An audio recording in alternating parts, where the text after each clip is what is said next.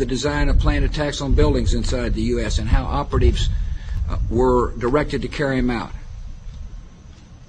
That is valuable information for those of us who have the responsibility to protect the American people. He told us the operatives had been instructed to ensure that the explosives went off at a point that was high enough to prevent people trapped above from escaping. He gave us information that helped uncover Al-Qaeda cells' efforts to obtain biological weapons. This is Building 7, a 47-story skyscraper that fell on the afternoon of September 11th. The government says that fire brought it down. However, 1,500 architects and engineers concluded it was a controlled demolition. Over 6,000 of my fellow service members have given their lives. And thousands of my fellow first responders are dying. I'm not a conspiracy theorist. I'm a structural engineer. I'm a New York City correction officer. I'm an Air Force pilot. I'm a father who lost his son. We're Americans, and we deserve... I lost my husband. My son. My uncle. My nephew. September 11th, 2001. Most people don't know a third tower fell that day. The government says fire brought it down. The collapse of World Trade Center 7 was primarily due to fires. I, along with 1,400 other architects and engineers, have found the government's conclusion to be physically impossible. Impossible. We need the truth about what happened that day. Go to rememberbuilding7.org. Why it fell, why it matters, and what you can do.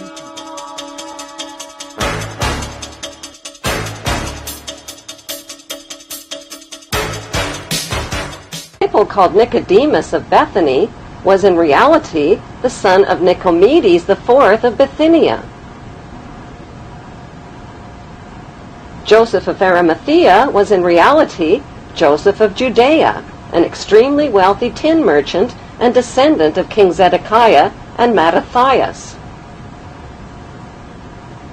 The Virgin Mary of Bethany was in reality Mary of Bithynia and wife of her rich uncle Joseph of Judea.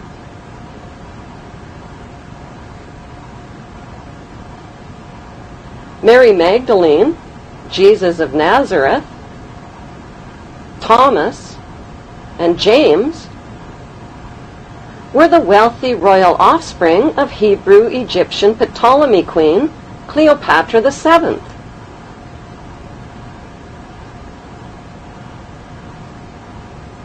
Why did the Bible alter and even omit key historical names and dates? To cover up the real Hebrew identities of the royal ruling families of Egypt and the Holy Roman Empire, whose secret religion was and still is the cult of Amun. Why in the world did first-century Jews living at the time of Jesus threaten to punish by death anyone who dared to copy, sculpt, or draw the face of Jesus and his graven image? What were they afraid of? Were they afraid perhaps he might be recognized for who he really was?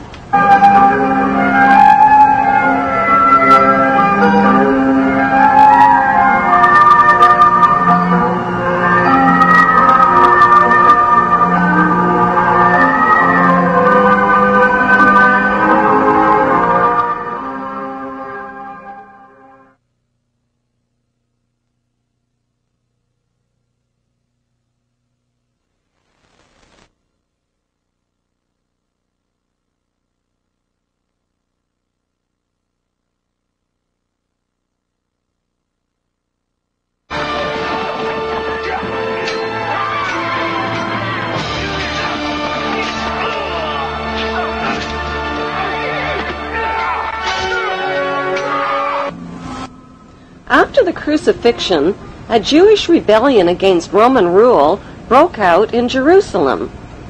The Roman soldiers destroyed Solomon's temple, burned Jerusalem, and eventually renamed the land of Israel Palestine. The Hebrew tribes dispersed from the land of Israel and joined together into a ferocious force of brutal seafaring warriors. They named themselves after their 6 great ancestors, the 6 Hebrew Hyksos kings who once ruled Egypt. The VI in their name, Vikings, is the Roman numeral for 6. 6 kings. Was the largest tribe of Israel and the first to replace the god of Judaism with pagan fertility gods. The tribe of Dan became seafaring pirates looting their way from Greece along the Mediterranean, leaving evidence of their migration route. Like signposts, they incorporated the name of Dan into the names of mountains, towns, and rivers, like the mighty river Danube. They raided their way up the coast of Europe and built settlements in the British Isles and in Scandinavia. The country of Denmark literally means the mark of Dan.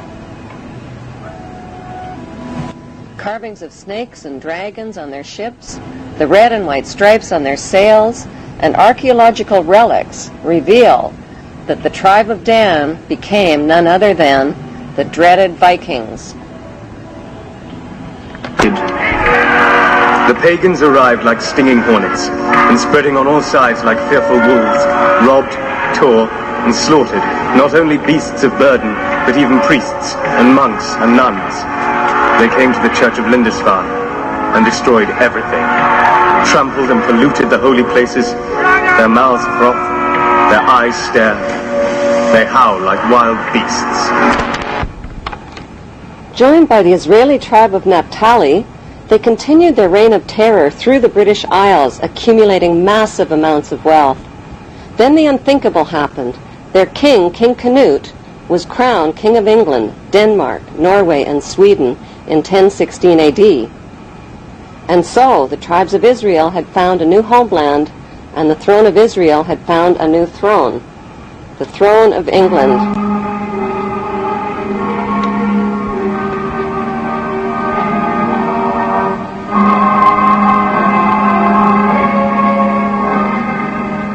Danish royalty from the tribe of Dan intermarried and became related to almost all of the monarchies of Europe, including Queen Elizabeth of England.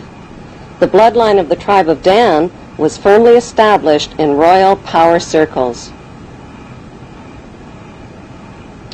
A unique Viking genetic disease called Dubitraz contracture, causing tightening of the tendons in the hand, give it a claw-like appearance. U.S. President Ronald Reagan and British Prime Minister Margaret Thatcher contracted the Viking genetic disease and are believed to be descendants of the Vikings, and thus descendants of the tribe of Dan.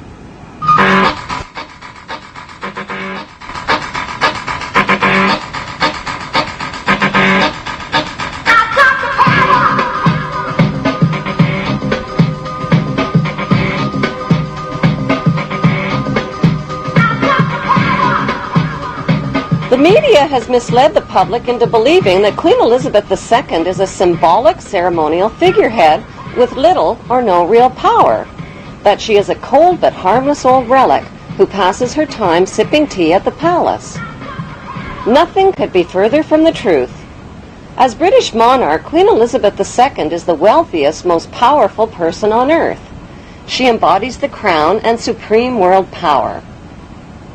Presidents of the United States are forbidden any title of nobility and are subservient to the monarch. The U.S. President is Commander-in-Chief of the Armed Forces based at Camp David, which is known to insiders as Camp King David.